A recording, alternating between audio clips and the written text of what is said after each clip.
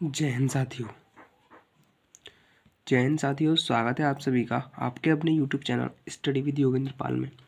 दोस्तों, आज की वीडियो में हम गुणनखंड करना सीखेंगे, जिसमें हमने आज इसका जो ये गुणनखंड के सवाल होते हैं ये 3 से 4 प्रकार के होते हैं, जिनमें से हमने आज एक पार्ट 1 लिया है, जिसमें हम 2 सवाल करने वाले हैं। जिसमें एक ये पहला सवाल है और एक ये दूसरा सवाल है, इसे भी हम करने वाले हैं। तो दोस्तों, अगर आप कक्षा 8 या उससे ऊपर किसी भी कक्षा में पढ़ते हैं तो आपको ये गुणनखंड निकालने आना ही आना चाहिए। तो दोस्तों, बिना समय गंवाए वीडियो को स्टार्ट करते हैं और सीखते हैं कि किस तरह से हम गुणनखंड को निकालते हैं। देखिए दोस्तों, आपको पहला काम क्या करना होता है।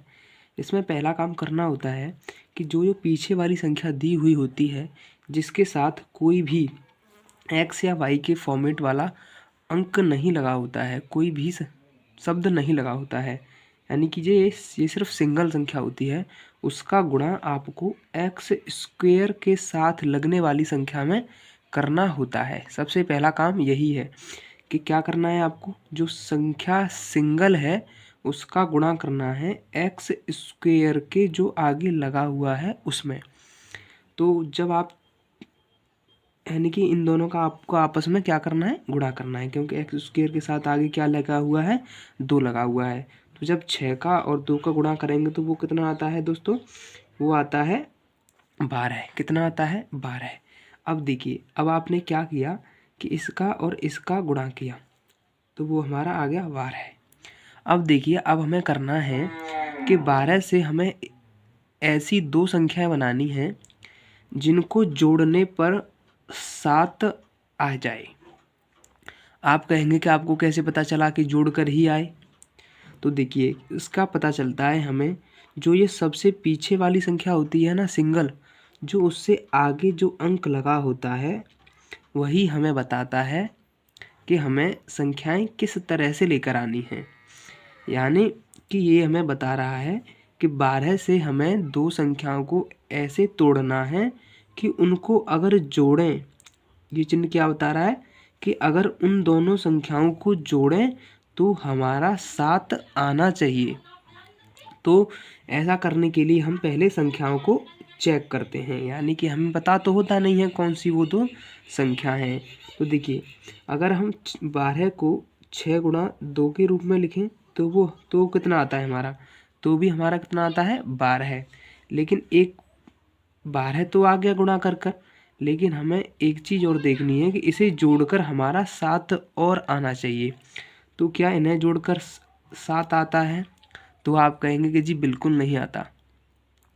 तो जब जब 2 संख्याओं को हम लिखें अपने मन से और उनको लिखने के बाद, यानी कि उन दोनों का गुणा करने के बाद 12 तो आ जाए, लेकिन जोड़ने के बाद 7 ना आए, तो हम उन दोनों संख्याओं को नहीं लेते, यानी कि इन दोनों संख्याओं को हम नहीं लेंगे। तो फिर हम दूसरी और संख्याएं सोचेंगे कि उनका गुणा कर कर 12 आए और जोड़कर 7 आए।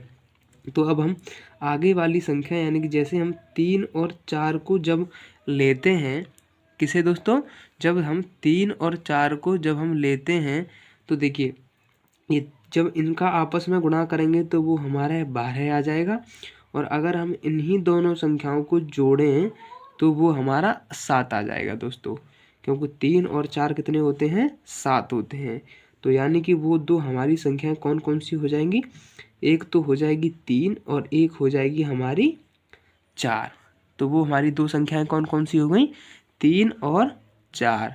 अगर इससे भी हमारी बात नहीं बनती, यानी कि जोड़कर 7 नहीं आता, तो हम और संख्याओं को चेक करते। तो हमारी यहाँ पर जो हमें चाहिए था वो हो गया है, यानी कि जोड़कर 12 भी आ रहा है, यानी कि गुणा करके 12 भी आ रहा है, और जोड़कर हमारा 7 भी आ रहा है। तो हमारा काम आधा यहाँ से हो चुका है। अब देखिए, अब क्या करेंगे, अब इसे हम ज्यों का त्यों लिखते जाएंगे। अब देखिए, इस 7x को आपको इन दोनों संख्याओं के फॉर्मेट में लिखना है, यानी कि 3 और 4 के फॉर्मेट में आपको लिखना है। वो कैसे लिखेंगे कि या तो आप 3 को पहले लिख दीजिए और उसके साथ एक x लगा दीजिए, और फिर बाद में 4x को लिख दीजिए, 4 को लिख दीजिए और उसके पीछे एक x लगा दीजिए। अगर हम 4 को पहले लिख लेते और 3 को बाद में लिखते तो भी हमारे आंसर में कोई भी परेशानी नहीं होती, फिर भी हमारा आंसर वही आता। तो हमने संख्याएं ली और उस तरह से हमने उनको जोड़कर लिख दिया, जिससे कि हमारा 7x आ गया है। अब इस पीछे वाली को हम जो का त्यों रख देंगे। अब देखिए, इस पीछे वाली की जगह पर आपको 12 नहीं रखना है, सिर्फ आपको 6 रखना है। कितना दोस्तों? सिर्फ 6 रखना है। ऐसा नहीं करना है कि इन दोनों का गुणा करके हम यहाँ पर 12 रख दें, 12 नहीं रखना है आपको। अब क्या करेंगे, अब देखिए इन्हें हम और विस्तृत रूप में लिखेंगे। विस्तृत का मतलब होता है बड़े रूप में लिखेंगे। तो देखिए, इसे हम 2 गुणा x के रूप में लिख सकते हैं, और इस 3 को हम 3 गुणा x के रूप में लिख सकते हैं, और इस 4 को हम 2 गुणा x के रूप में लिख सकते हैं, और इस 6 को 2 गुणा 3 के रूप में लिख सकते हैं। तो हमने इन्हें बढ़ा कर लिख दिया है। तो अब क्या करेंगे हम, अब इनमें से हम 2 के जोड़े बना लेते हैं। क्या दोस्तों? हम यहाँ से हम 2 के जोड़े बना लेते हैं। जैसे यहाँ तक 3x था तो हमने सिर्फ यहाँ तक ही जोड़ा बनाना है, ना कि यहाँ तक। यहाँ तक हमने जोड़ा बना लिया है। अब इनमें से हमें कॉमन लेना है। तो आप कहेंगे कि जी कॉमन क्या होता है, ये क्या बला है? तो कॉमन होता है एक ऐसी संख्या जो इसमें भी हो और इसमें भी हो, और जो दूसरी, यानी कि हमें ऐसी संख्या देखनी है जो जब हमने इन दोनों के जोड़े बनाए हैं तो इन्हीं में से दोनों संख्याएं होनी चाहिए। यानी कि ऐसी संख्या जो इसमें भी मौजूद हो और इसमें भी मौजूद हो। तो देखिए, हमें क्या दिख रहा है, हमें यहाँ दिख रहा है एक x यहाँ पर है और एक x यहाँ पर है। तो यानी कि x यहाँ भी है और x यहाँ भी है, तो इसे ही हम यहाँ पर कॉमन ले लेंगे। अब देखिए, जब हमने इस x को बाहर लिख लिया तो यहाँ क्या बचा? तो यहाँ बचा ये 2x। यहाँ क्या बचा दोस्तों? यहाँ बचा 2x बचा। अब देखिए, जब हमने ये लिया, यानी कि इन दोनों में से हमने x को कॉमन ले लिया, तो ये भी चला गया हमारा बाहर और ये भी चला गया। तो यहाँ क्या बचा? यहाँ बचा 3, और वो भी किसका? प्लस का। तो यहाँ लिख देंगे हम 2x + 3 लिख देंगे हम यहाँ पर। अब देखिए, जिस तरह से हमने यहाँ पर कॉमन लिया था उसी तरह से इन दोनों के जोड़े में भी से भी हम कुछ कॉमन लेने की कोशिश करेंगे। तो देखिए, 2 यहाँ भी है और 2 यहाँ भी है। तो हम यहाँ से क्या करेंगे कि यहाँ से हम 2 कॉमन ले लेंगे। और देखिए, प्लस का चिन्ह यहाँ भी है और प्लस का चिन्ह यहाँ भी है, तो यानी कि हम यहाँ पर +2 कॉमन ले लेंगे। अब देखिए, अब इसे हमने कॉमन ले लिया है।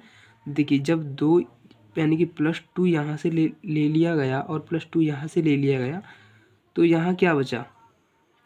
देखिए, यहाँ क्या बचा? यहाँ बचे ये 2x। क्या बचे दोस्तों? यहाँ बचा 2x, और यहाँ क्या बचा? 3, यानी कि ये यहाँ पर +3 हो जाएगा।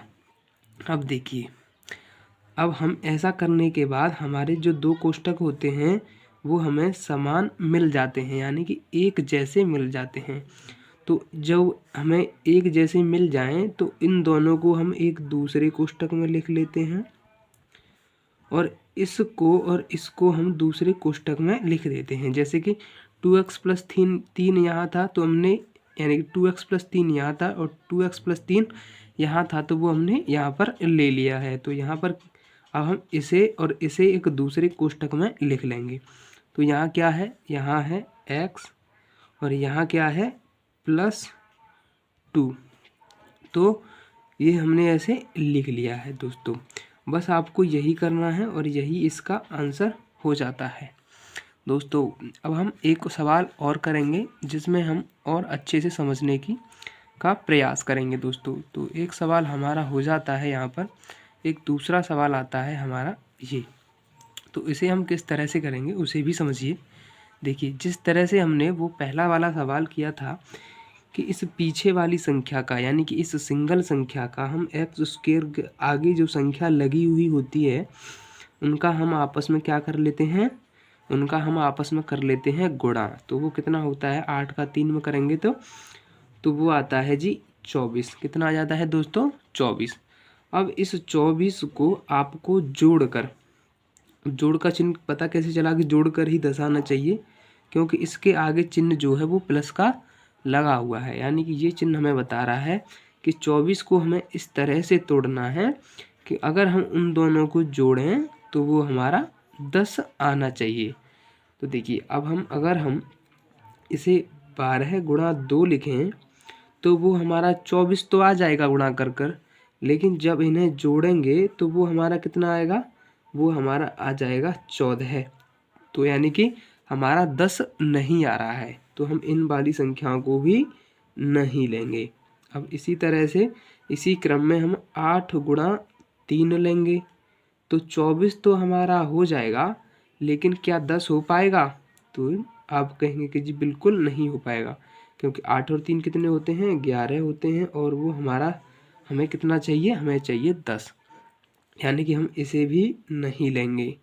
तो इसी तरह से जब हम आगे बढ़ेंगे तो हमें संख्याएं मिलेंगी 6 और 4।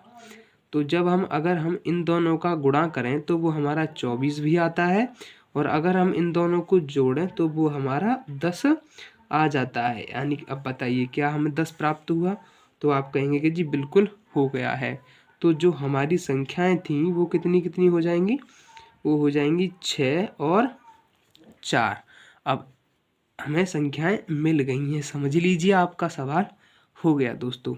अब हम इसी को आगे बढ़ाएंगे तो ये क्या है, 3x² प्लस। अब देखिए इस 10 के जगह पर, 10 के स्थान पर हम इन दोनों संख्याओं को लिख लेंगे इनके साथ x लगाकर, क्योंकि यहाँ पर हमें क्या चाहिए, x, तो हम इनके साथ x लगाकर लिख लेंगे।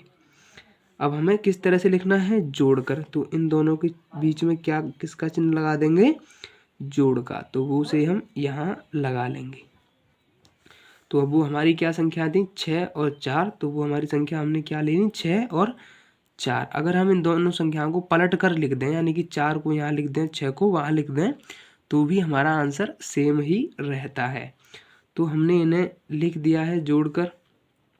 पीछे क्या है, पीछे है 8। मैं आपको फिर बता रहा हूँ, आपको यहाँ 24 नहीं लिखना है, सिर्फ 8 ही लिखना है। अब इसे हम क्या करेंगे, इसे हम एक बड़े रूप में लिख लेते हैं। तो इसे हम इस तरह से लिख लेंगे, और इस 6 को इस तरह से लिख लेंगे, क्योंकि 2 तिया 6 और x यहाँ पर है, तो वो हमारा ऊपर वाला आ जाएगा। अब इसी तरह से 8 को यानी कि 4 को हम 2 गुणा 2 गुणा x के रूप में लिख लेंगे, और 8 को लिख देंगे हम 2 गुणा 2 गुणा 2 लिख देंगे। अब क्या करना है कि आपको इन दोनों के जोड़े बना लेने हैं, 2 2 के। तो हमने यहाँ पर जोड़े बना लिए। अब आपको देखना है कॉमन, कि यहाँ पर क्या कॉमन ले सकते हैं हम। तो जब आप देखेंगे कॉमन किस तरह से लेते हैं कि वो इसमें भी होना चाहिए और इसमें भी होना चाहिए। तो देखिए 3 यहाँ है और 3 यहाँ भी है, x यहाँ भी है, x यहाँ भी है। तो हम क्या करेंगे कि इसमें से 3x यानी कि 3x को कॉमन ले लेंगे। अब कॉमन लेने के बाद देखिए 3x यहाँ था, तो अब यहाँ क्या बचा, अब यहाँ रह गया हमारा सिर्फ x रह गया। अब इसी तरह से 3x जब हमने यहाँ से ले लिया तो हमारा क्या बचा यहाँ, तो यहाँ बचा हमारा 2। अब इसी तरह से इसी क्रम में हम आगे बढ़ेंगे। देखिए 2 यहाँ भी है, 2 यहाँ भी है, 2 यहाँ भी है, 2 यहाँ भी है। अब यहाँ x है लेकिन यहाँ x नहीं है, तो हम यहाँ से x कॉमन नहीं ले पाएंगे। तो हम क्या करेंगे कि 2 दूनी 4 यानी कि 2 दूनी 4 को कॉमन ले लेंगे। तो हमारा यहाँ क्या बच जाएगा, देखिए 2 दूना 4 यहाँ पर ले लिया, तो हमारा यहाँ क्या बचा, वो बचा x। अब इसी तरह से देखिए ये दोनों हमने कॉमन ले ही लिए, तो यहाँ पर क्या रह जाता है हमारा, तो वो रह जाता है 2। तो हमने यहाँ पर वो 2 लिख लिया है। अब देखिए इतना काम करने के बाद आपके 2 कोष्ठक होंगे वो हमेशा ही समान आएंगे, तो वो हमारे समान आ गए हैं। तो इसी तरह से क्या करेंगे हम कि इन दोनों समान कोष्ठकों को एक अन्य कोष्ठक में बंद कर लेंगे, यानी कि इन दो को सिर्फ एक ही कोष्ठक में लिख लेंगे और दूसरे कोष्ठक में हम जो बची संख्याएं हैं यानी कि 3x और प्लस के 4 उसे हम लिख लेंगे। तो हम यहाँ पर 3x प्लस 4 को हम यहाँ पर हम लिख देते हैं। तो जब हम लिखेंगे तो वही हमारा आंसर हो जाता है दोस्तों। तो दोस्तों उम्मीद करता हूँ आपको ये समझ में आया होगा। तो दोस्तों मैं आपको एक सवाल देता हूँ जिसका जवाब आपको कमेंट बॉक्स में देना होगा। ये आपके लिए क्वेश्चन है कि 3x square plus 3x square plus 6 और यहाँ पर 9x, इसका जवाब आपको कमेंट बॉक्स में देना है कि इसके जो गुणनखंड हैं यानी कि इस तरह से वो हमारे क्या आएंगे।